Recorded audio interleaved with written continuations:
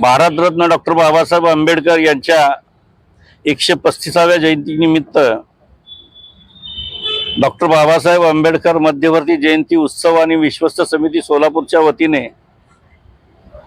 14 April ते 19 April हा जयंतीचा सप्ताह सोलापूर शहरासहित महाराष्ट्रामध्ये मोठ्या आनंदाने, उत्साहाने, जल्लोषाने हा जयंतीचा सप्ताह या ठिकाणी सुरू होतोय। डॉक्टर बाबासाहेब आंबेडकरांची जयंती ही सोलापूर सहित महाराष्ट्र असेल, देश पातळीवर असेल, राज्य पातळीवर असेल, जगाच्या पाठीवर सुद्धा डॉक्टर बाबासाहेब आंबेडकरांची जयंती मोठ्या आनंदाने आणि उत्साहाने साजरी केली जाते। सोलापूर शहराच्या इतिहासामध्ये डॉक्टर बाबासाहेब आंबेडकर जिवंत असल्यापासून 1952 सालापासून डॉक्टर बाबासाहेब आंबेडकरांची जयंती ही मोठ्या आनंदाने, उत्साहाने, जल्लोषाने साजरी केली जाते। यावर्षी सुद्धा 135व्या जयंतीच्या निमित्ताने मध्यवर्ती जयंती उत्सव आणि विश्वस्त समितीच्या वतीने 13 तारखेला मध्यरात्री डॉक्टर बाबासाहेब आंबेडकरांच्या प्रतिमेची प्रतिष्ठापना होईल आणि ही प्रतिष्ठापना झाल्यानंतर 19 तारखेला रविवारी सोलापूर शहरातील डॉक्टर बाबासाहेब आंबेडकरांच्या पुतळ्यापासून डफरीन चौक, एम्प्लॉयमेंट चौक, चांदणी चौक, फॉरेस्ट, महापौर बंगला, महात्मा गांधी पुतळा, अण्णाभाऊ साठे पुतळा, मेकॅनिकी चौक, नवी पेठ, दत्त चौक, माणिक चौक या पारंपरिक मार्गावरनं ही मिरवणूक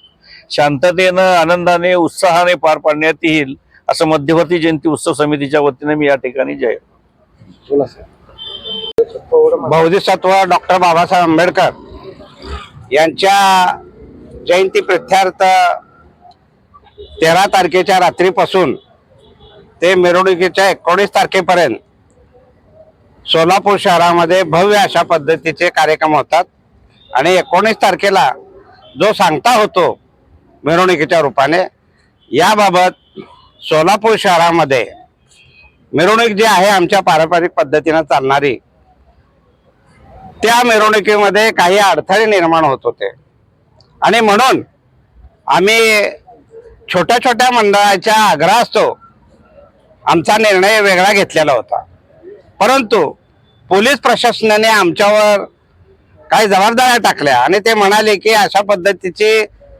2 मिरवणुका होणं योग्य वाटत नाही, आपण योग्य विचार करावा। त्यावेळेस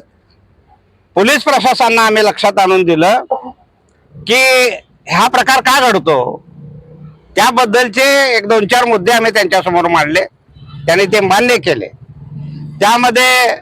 प्रामुख्याने डफरिंग चौकातून जाणारी जी मिरवणूक आहे ती थांबवली पाहिजे, ती पारंपरिक पद्धतीने एम्प्लॉयमेंट चौक मार्गे जायला पाहिजे, तेही त्याने मान्य केलं। दुसरा महत्त्वाचा मुद्दा की महाराष्ट्र सरकारचे किंवा अन्य कुठल्या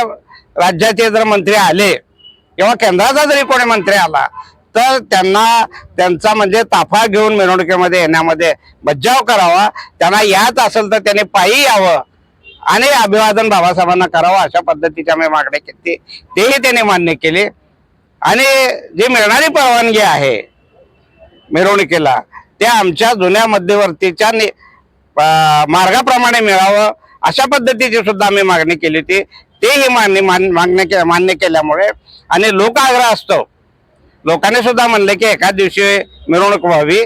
त्या पद्धतीनं आज आम्ही या निर्णयापर्यंत पोहोचलोय। आमची विश्वस्त समितीची मिटिंग झाली, आमच्या उत्सव समितीची मिटिंग झाली आणि या सर्वांनी मिळून आम्ही निर्णय घेतला की 19 तारखेला ही मिरवणूक काढायची आहे आणि यामध्ये प्रामुख्यानं ही मिरवणूक आज जी होणारी 19 तारखेची आहे ती निश्चितपणे या देशावर, या महाराष्ट्रावर प्रबोधनात्मक असेल आणि त्याचा छाप निश्चितपणे पडेल, अशा पद्धतीची ग्वाही देतोय। आम्ही तमाम सोलापूरकरांना विनंती करतोय की या निघणाऱ्या मिरवणुकीमध्ये आपलं सहकार्य आम्हाला खूप महत्वाचं आहे। त्यामध्ये व्यापारी असतील, या ठिकाणचे रहिवासी असतील, पत्रकार बंधू असतील, पोलीस असतील,